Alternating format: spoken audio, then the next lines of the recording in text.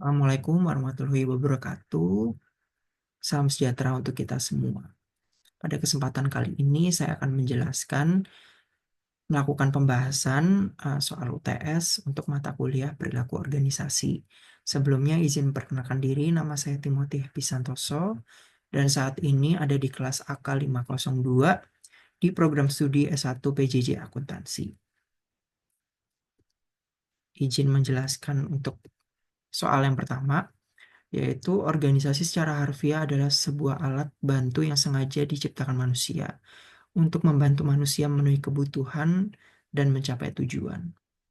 Lalu di sini diminta untuk menjelaskan bagaimana hubungan antara organisasi dengan manusia dan manajemen serta bagaimana manusia membutuhkan organisasi.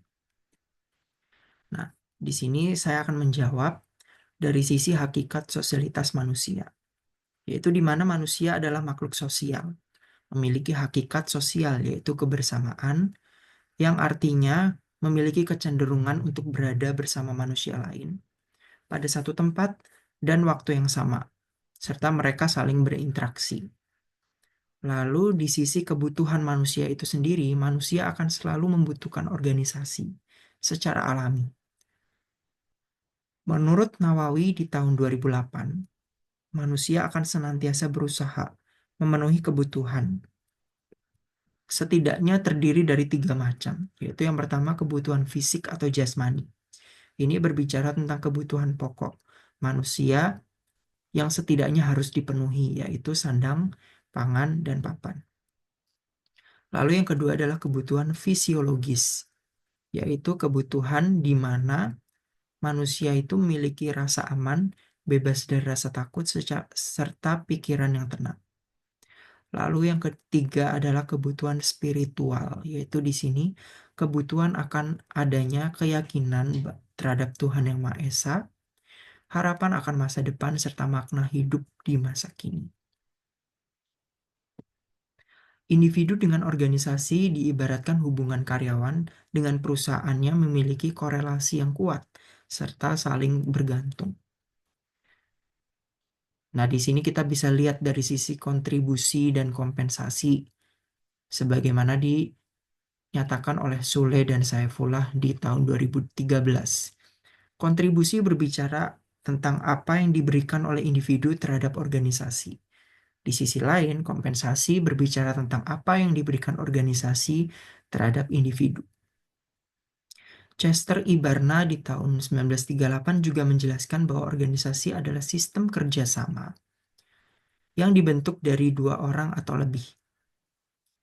Oleh karena itu, manusia akan menjalani kehidupan bersama dengan manusia lain dan terjadi interaksi antar manusia yang menghasilkan kerjasama. Jadi poin penting dari organisasi ini adalah kesekumpulan manusia yang memiliki tujuan yang sama, serta mereka memiliki interaksi untuk mencapai tujuan tersebut. Kita lanjut ke soal nomor 2. Soal nomor 2 adalah menyikapi problem perusahaan, dituntut semua tim dalam perusahaan tersebut diberdayakan untuk meningkatkan produktivitas dan nama baik perusahaan dalam kancah persaingan bisnis yang makin kompetitif. Dalam penyelesaian masalah ini, bagaimana tim di dalam perusahaan harus bertindak? Nah, di sini jawabannya ada 4 poin yang harus ditekankan oleh perusahaan. Yang pertama adalah mengembangkan seluruh potensi kreativitas. Nah, kreativitas di sini akan membantu manajemen untuk memandang suatu permasalahan dari berbagai perspektif. Pola pikir ini juga memudahkan manajer dalam memetakan ketidakpastian dengan baik.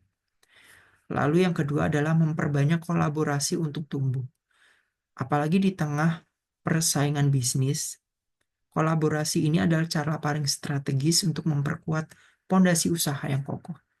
Kolaborasi dalam tim juga akan meningkatkan kinerja dan membuat pekerjaan menjadi efektif dan efisien dibandingkan bekerja sendiri. Nah, ini kembali dengan definisi dari organisasi itu sendiri, sekumpulan orang yang melakukan interaksi untuk mencapai tujuan yang sama. Lalu yang ketiga adalah inovasi digerakkan di segala lini tanpa henti. Mindset yang terus berinovasi memberikan perusahaan untuk terus bertumbuh dan bernilai di tengah persaingan bisnis. Inovasi juga akan meningkatkan nilai atau keunggulan kompetitif dari berbagai hal, seperti prosedur kerja, produk, dan budaya organisasi. Nah, di sini inovasi nggak cuma terkait dengan produk atau output yang dihasilkan oleh perusahaan, namun sistem bekerja, budaya organisasi, dan hal-hal yang ditanamkan oleh perusahaan ini juga menjadi inovasi karena lebih going concern dan juga bisa mengikuti dengan perkembangan zaman. Lalu yang keempat adalah senantiasa menerapkan pola pikir yang tangkas. Pola pikir yang tangkas mau terus belajar secara terus-menerus dan mudah beradaptasi adalah syarat utama seorang manajer menanggapi perubahan zaman dan kompetisi usaha. Di tengah ketidakpastian bisnis, tentu harus dimiliki oleh manajer adalah pola pikir yang tangkas dan praktis, mau belajar terus-menerus serta adaptif terhadap perubahan zaman.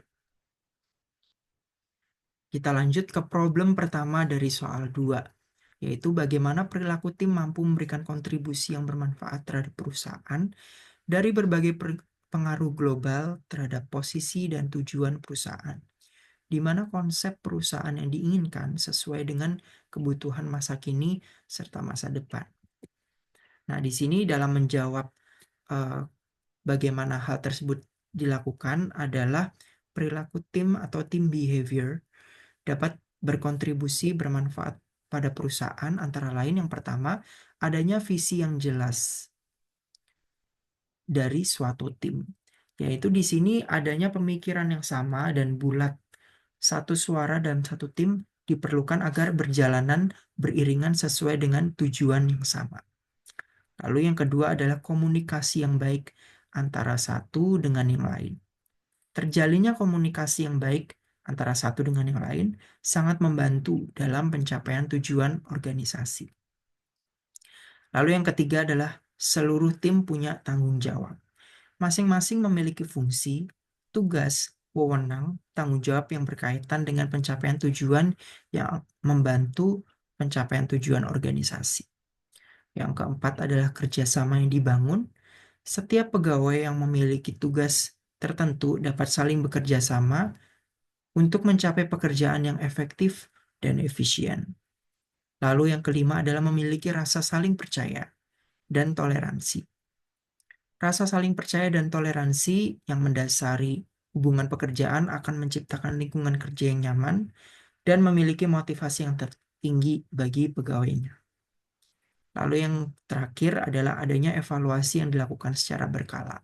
Nah, ini berkaitan dengan tugas monitoring dan evaluasi yang dilakukan oleh manajer, yaitu dengan adanya evaluasi ini akan memudahkan koreksi bagi perusahaan terkait apa saja yang perlu dilakukan, diperbaiki, ditingkatkan, dan lain sebagainya. Kita lanjut ke soal kedua di problem kedua, yaitu tentang bagaimana perusahaan membentuk wadah sebagai salah satu bentuk kelompok dalam organisasi yang mengatasi internal perusahaan. Sebutkan esensi yang terkandung dalam wadah organisasi tersebut, jelaskan dan berikan contohnya.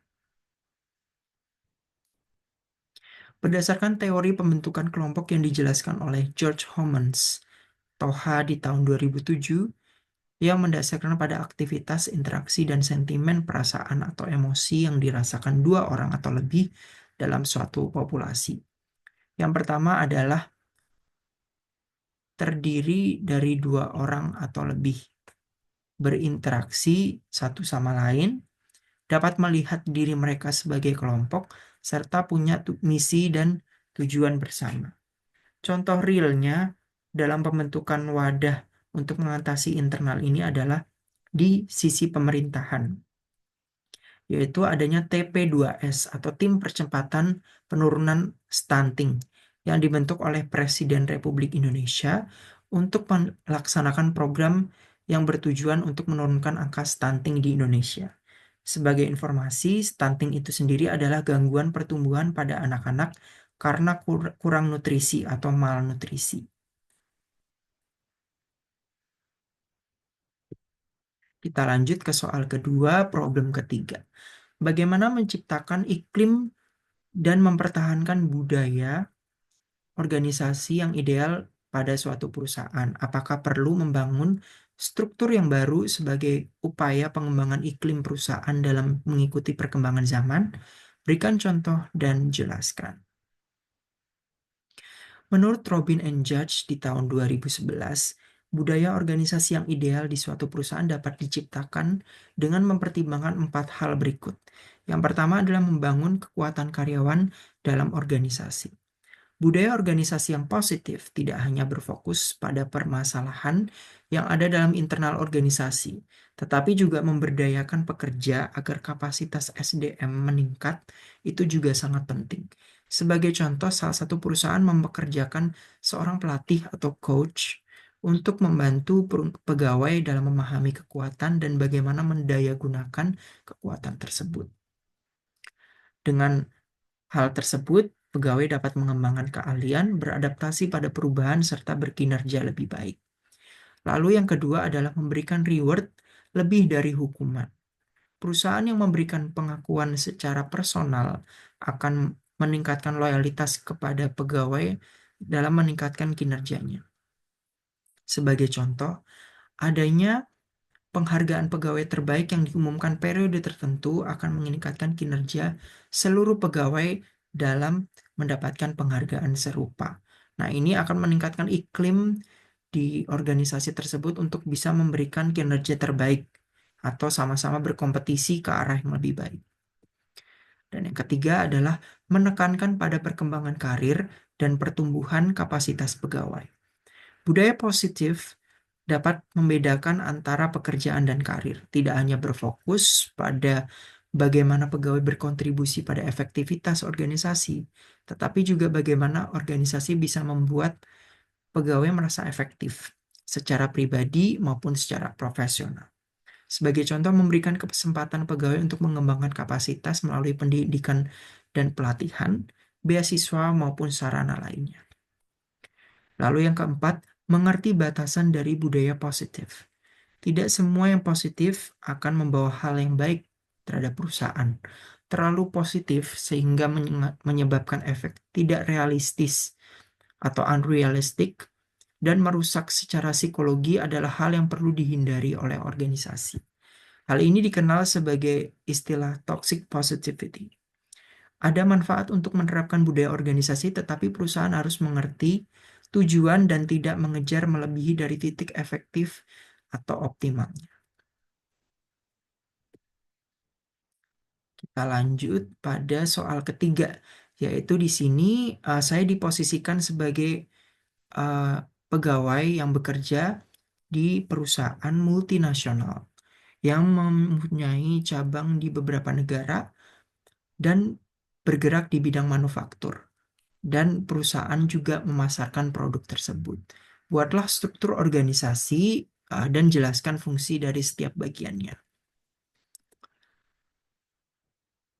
Di sini landasan teori dari struktur organisasi tersebut adalah adanya segregation of duties yang dijelaskan oleh Robin and Judge di tahun 2011. Struktur organisasi adalah suatu cara atau metode di mana tugas atau pekerjaan suatu organisasi secara formal dibagi, dikelompokkan, dan dikoordinasikan. Dasar suatu struktur organisasi dibagi menurut pekerjaan atau konsentrasinya dinamakan work specialization.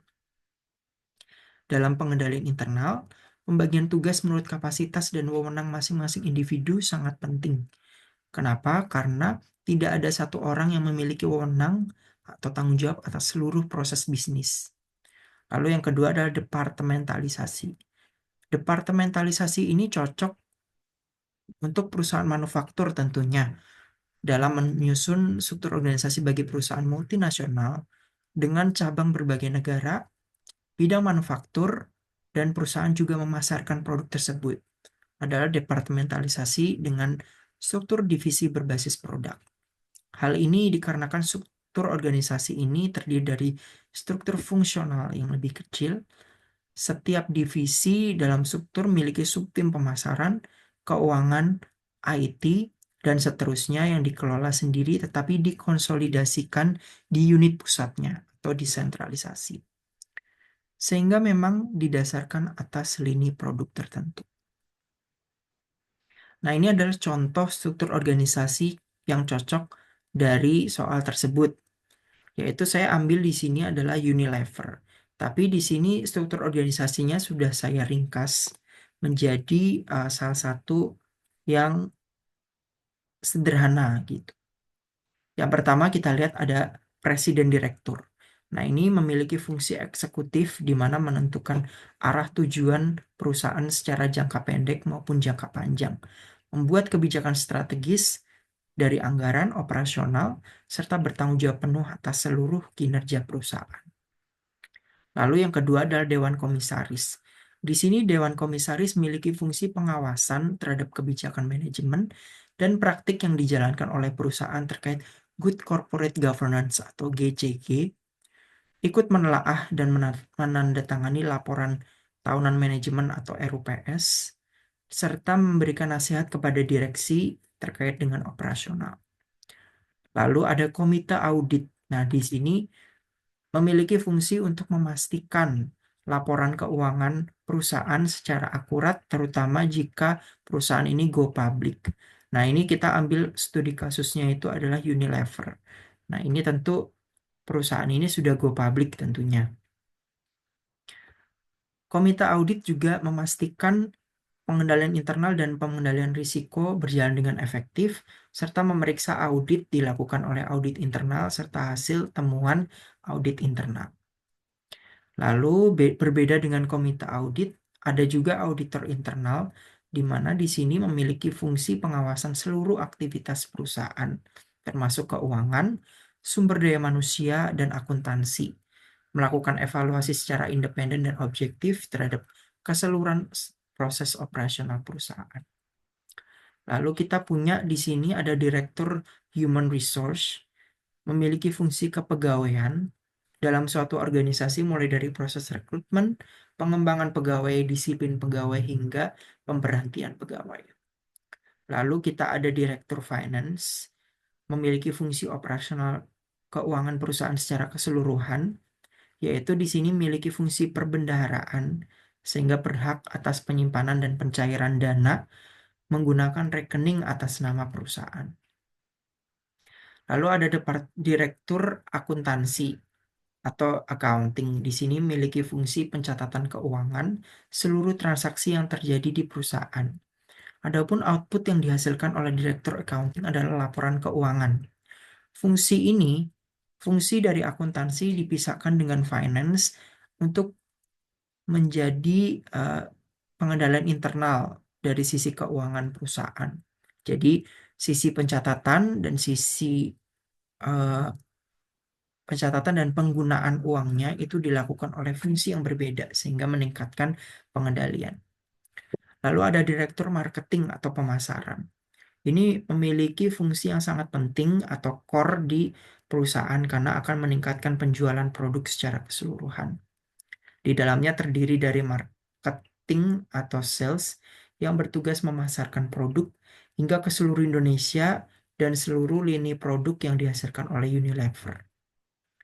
Lalu di sini ada Direktur Personal Care and Beauty. Ini berkaitan dengan produk yang spesifik berkaitan dengan personal care dan beauty. Biasanya terdiri dari research and development dan juga tim-tim yang berkaitan dengan penjualan dari personal care and beauty. Lalu ada Direktur Customer Experience. Nah, ini berkaitan dengan fungsi uji coba dan riset pasar yang berkaitan dengan inovasi produk baru. Lalu ada Direktur Supply Chain. Di sini memiliki fungsi dalam operasional untuk memastikan semua stakeholder dapat saling berkaitan dengan baik. Mulai dari perusahaan dengan supplier, konsultan, dengan customer, dan juga dengan pemerintah. Lalu ada Direktur Food and Beverages. Di sini berkaitan dengan produk makanan dan minuman. Sama dengan yang sebelumnya, ini berkaitan dengan research and development dengan baik jika hal ini dilakukan dengan baik, maka dapat menghasilkan inovasi dan operasional produksi yang dilaksanakan secara optimal. Lalu yang ke-13 adalah Direktur Home Care and Hygiene. Memiliki fungsi pengembangan produk suatu perusahaan berupa home care and hygiene. Biasanya terkait research and development dari produk tersebut agar bisa berjalan dengan baik. Dan yang terakhir adalah Direktur Legal and Tax. Di sini berkaitan dengan legal perusahaan dan pajak. Biasanya ini perpanjangan tangan antara perusahaan dengan pihak eksternal yang bergerak di bidang hukum, seperti lembaga hukum maupun pemerintah. Soal 4, Anda seorang manajer di perusahaan ternama yang pekerjaannya begitu luas dan kompleks. Menurut Anda masih perlukah memahami sikap karyawan Anda? Dan bagaimana cara Anda memotivasi karyawan dan jelaskan pemahaman tentang peran motivasi di suatu perusahaan? Nah, seorang manajer sangat perlu memahami sikap karyawan dalam perusahaan karena akan berkaitan dengan kepuasan kerja atau job satisfaction. Karyawan yang akan mempengaruhi secara lurus berbanding lurus dengan kinerja pegawai yang bersangkutan dan perusahaan pada umumnya. Kepuasan kerja didefinisikan sebagai perasaan positif seseorang terhadap kinerja dan outcome atas pencapaian kinerjanya. Menurut Robin and Judge, sikap karyawan dikelompokkan menjadi 5 tipe. Yang pertama adalah job satisfaction. Ini berbicara dengan sekumpulan perasaan positif dan negatif yang dirasakan oleh individu dan pekerjaannya. Lalu ada job involvement, identifikasi atas pekerjaan secara aktif, berpartisipasi dan memberikan kinerja yang sepadan. Lalu ada organizational commitment, di mana identifikasi berkaitan perusahaan dengan tujuan yang akan dicapai dan keinginan untuk menjadi bagian di organisasi, afektif, normatif, dan komitmen berkelanjutan. Lalu ada perceived organizational support atau POS. Di sini adalah tingkat seorang pegawai merasa perusahaan perlu terhadap kesejahteraan mereka. Lalu yang kelima adalah employee engagement, yaitu berbicara tentang keterlibatan, kepuasan, dan antusiasme seorang individu terhadap organisasi. Nah, di sini berbicara tentang bagaimana seorang manajer bisa memotivasi karyawan. Di sini saya elaborasi dari 5 indikator yang diungkapkan oleh Robin and Judge, yaitu yang pertama job satisfaction. Tentu tentang kepuasan kerja, manajer dapat memberikan upah atau gaji yang sesuai dengan ukuran keberhasilan output kinerja yang diberikan, kesempatan untuk mengembangkan kapasitas berupa pendidikan dan pelatihan, menciptakan ruang kerja yang nyaman, adanya promosi atau peluang karir yang jelas, serta pemberian diklat kepemimpinan bagi pimpinan agar bekerja sama dengan baik dengan bawahan. Lalu yang kedua adalah job involvement. Di sini melibatkan seluruh pegawai dalam kegiatan atau pekerjaan yang perlu sumber daya manusia yang banyak. Selain untuk menyelesaikan pekerjaan, hal ini memberikan kesempatan bagi karyawan untuk mengembangkan diri. Lalu yang ketiga adalah organizational commitment. Membuat standar operasional prosedur sebagai komitmen organisasi untuk memberikan tugas dan fungsi kepada karyawan agar sesuai dengan koridornya. Selain itu, meningkatkan komitmen bagi perusahaan dalam menilai kinerja pegawai dalam penentuan gaji, kesempatan karir, dan sebagainya. Perceived organizational support yaitu memberikan fasilitas kesehatan yang memadai, baik secara reimbursement maupun penyediaan klinik di kantor. Tentu disediakan sumber daya yang dimiliki perusahaan, terlepas dari tujuan perusahaan mencari keuntungan sebesar-besarnya. Kesejahteraan dan kepuasan karyawan dalam bekerja juga tak kalah penting. Dan yang terakhir, employee engagement. Employee engagement memberikan ruang bagi karyawan untuk melakukan diskusi terkait perubahan kebijakan, peraturan yang berlaku di internal perusahaan, dan memberikan reward bagi karyawan yang memiliki kinerja terbaik.